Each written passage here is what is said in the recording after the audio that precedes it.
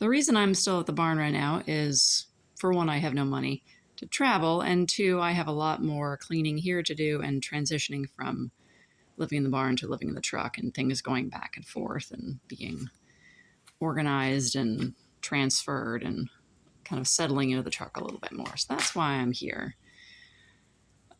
And because apparently the signal is stay here right now, which I thought I'd be around the country, and apparently, as usual, God's plans and my plans are not the same. So if things aren't working, you kind of have to assess, is this what God wants me to do right now? So, just painting my truck, fixing up the barn, and thanks to the skunk, I believe he may have sprayed me, but only my shoes. And so I lost them. So now I'm fixing up a pair of old cowboy boots into something that looks new. I cleaned a whole bunch of muck off of them, and now I'm painting them and decorating them to create a new pair of shoes for myself, thanks to the skunk taking my last pair. Thanks, Skunky. And then I washed my clothes. It's a miracle that my clothes don't smell like skunk. Only the shoes that I lost. And so these are going to be my new shoes when they're done. Here's the truck. I painted on the love cross from my rosary and Strange Hermit Anya. On the front, there's an image of the Mulgakor Arts logo, and then it says Stronach, Pilgrim, Hermit, Pastinik. Now, Pastinik and Stronach are Russian words for hermit and pilgrim. But there's more to the word Stronach and more to the word Pastinik than just pilgrim and hermit. So if you look up what is the Russian translation for Pastinik and the Russian translation for Stronach, you'll get pilgrim and hermit, but you'll get more than that. There's, in the East, there actually is a vocation of wandering, a vocation kind of like a monk or a nun or something. There's someone who just wanders, and they're an image of the fact that we are here on the earth as pilgrims when we're searching. And they image that with their whole life by just going wherever the Lord asked them to do.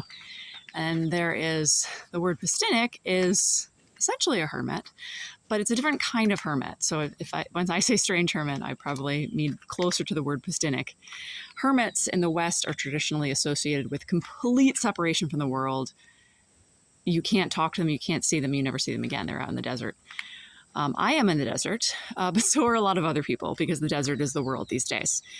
And the Pastinik actually is more of an association in the East with not being so strictly separated. They seek the desert, they seek prayer, they seek quiet, but one of their walls is always open, kind of like the back of my truck.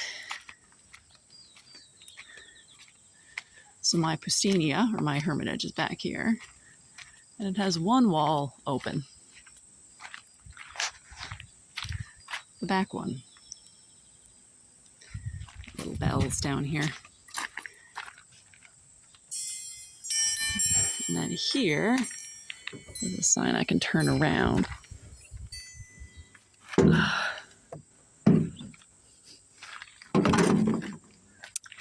One art that I really feel called to offer, really fits in with being a hermit or Pastinik, is being a vocation of listening.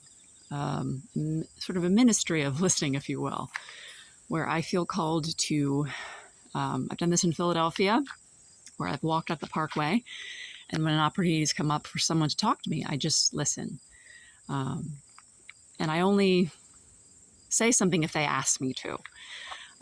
There was, on the 4th of July, I visited, there was a group, they had a lot of anger against white people, but they were reading from the Bible, and I felt drawn like a flame to just go there, I was praying my rosary, and listen, and just hear Christ, what words are coming out in the midst of, just because you don't agree with everything somebody's saying doesn't mean you can't put aside for a moment the need to defend your truth, to defend your worldview, to defend what is being thrown at you, you can sort of step into a different mode. You can step into the desert, leave your heart open and alone and exposed, and just focus on this person isn't crazy. They're not nuts. Something about their experience makes what they're saying make sense. And so rather than defending and thinking about what they're saying in terms of what can I say back to that, or what can I say back to that, put all that aside, let it roll off like a duck, and just listen for what would I have to experience, and from their words, what can I distill? What has this person experienced to make this make sense to them? Because if they believe it this passionately, it must make sense to them. And so I feel called to really enter into a ministry of just being present in the world, as if I'm a hermit that's in the desert along with a lot of other people, and just listening for Christ in whoever I meet, listening for Christ in who wants to speak to me, whoever wants to, maybe somebody has an issue with the church and they want somebody who kind of represents it to them, to be able to hear them and not be so focused on responding back, but just sort of to hear them. I think that's really important for a lot of people, is they don't feel heard. And so that is the art of listening, is something I very much feel called to do as a hermit. Sort of unconventional way of listening in the desert is listening to the desert dwellers and listening for Christ's voice in them. I have my little plant here, my mint plant. This is a little solar lantern. In here is, oh dear, a little Pustinia, which is painted kind of like a big open field with lavender in it, which makes all the things look like one thing and makes it sort of have the illusion of being more open when it's a very small space.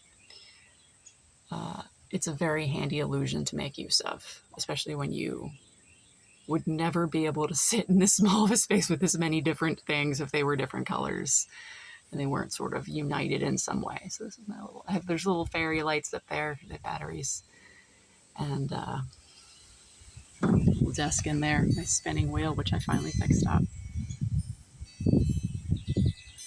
And hermitage under the patronage of Saint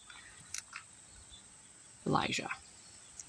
I was actually born on the feast day of Saint Elijah, and which is kind of cool. I like how it's sort of ecumenical in nature. The fact that